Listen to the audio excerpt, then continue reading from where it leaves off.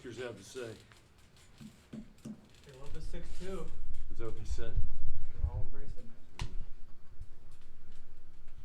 Okay, well, I was very impressed with Loyola. They run a really nice offense, do a good job. I thought our serving got to them in game 2. So when you run that fast offense like that, if you have to slow it down, it becomes more predictable and easier to defend. I thought we just played really steady volleyball, and we were able to kill the ball, and even when we didn't pass, we've got some pretty good swings. So thought both setters did a nice job, and you always have you got 6 hitters you got to defend in that system. So it's anybody can get hot. So but we'll see where we go. John, I asked you last week if you would consider running 6-2, and you said no. What changed your mind to try it out? I said no. Was it for this week or for last week? It was last week. Last week, yeah. We were not thinking about a 6-2 last week. What changed your mind about switching up this week? It's something we've talked about.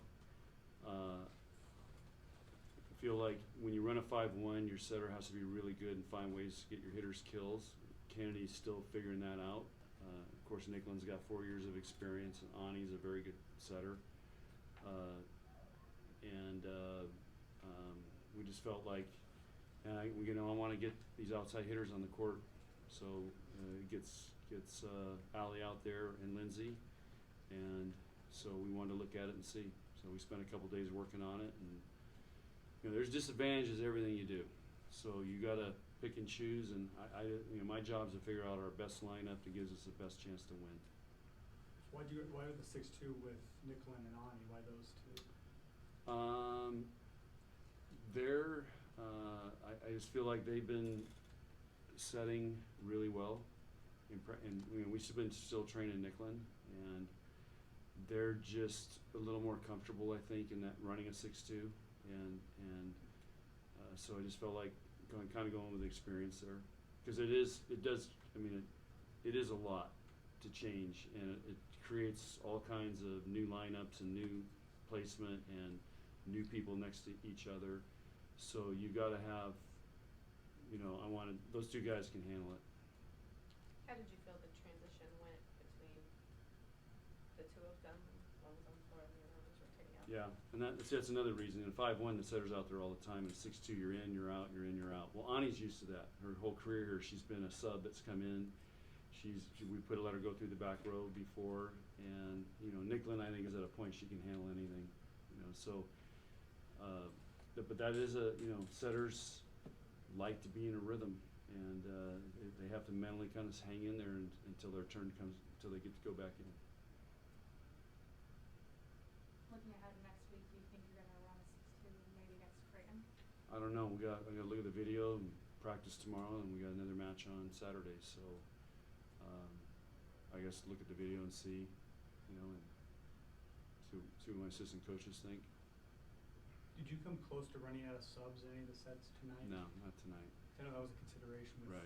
And you still played Kenzie in there. Was that what appealed to the 6-2, be able to get her still on the court? Right, and that's that.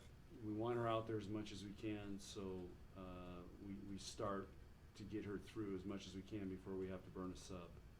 So she started at right front tonight, and was hit out of the front row, and we were a little discombobulated because we only worked on it a couple days. Well, like I said, it was all new for them. Whitney forgot to go to her spot, and so we had a lot to smooth out, but we're trying to keep get her in the match as much as we can to take advantage of her back row. That's one of the disadvantages of a 6-2. You can't serve sub.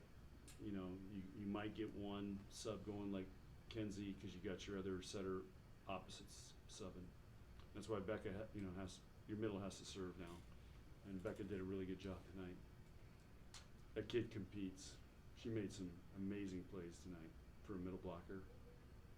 Haven't seen that in a while. I think she had a block where there were overpasses you went from block. Is that the type of athleticism you see from her a lot? Well, but just the play, she came down, she came off the net and flew. The ball was like 6 inches off the ground. She came and flew there and popped that thing up. And you don't see many middles in America doing that. That was a ESPN type play. Coach, you had a lot of players contribute tonight. Who would you say impressed you the most? I never look at who impresses because, I look at how our team plays and do we play with each other, for each other as a team? Are we trying to become a great team? And that's, if you do that, then people are going to stand out. And at times, everybody kind of stood out tonight. Did you make progress in the serving game? A little bit. We started off shaky because I've had the heat on them, and we have 5 aces, 6 errors, so that's a pretty good night against a very good passing team. They're very good, and their numbers last weekend were higher than ours passing. And even though they should have never lost to Kansas last week. They never should have lost, and Utah was close, and then they beat Utah Valley. So a team's going to win some games. Are you going to see another team as fast as Loyola Marymount this year? I'm sure we will. I haven't looked at Mississippi yet, so I don't know what they're doing. I haven't seen. I'm looking on our next opponent. So, but there will. I mean, that is a good trend in college volleyball to go faster. So we could see more of it. Yeah, I don't know in the Big Ten if we'll see some of it, but that'll be interesting to follow that. How would you evaluate Allie's performance tonight? She did great. It's kind of her. She's missed some, so it's kind of her first. That's kind of her first big match, I think. So, but she did a good job. Looking ahead to Saturday, you're playing Ole Miss. How do you feel playing against Kayla Vanworth, who used to be on your side coaching for you, now playing against her? I coached her too, so I'm proud of her. She had a great turnaround at Ole Miss, and it's fun when these former players come back here, as long as the Huskers win. All good? All right. Okay, guys, thanks.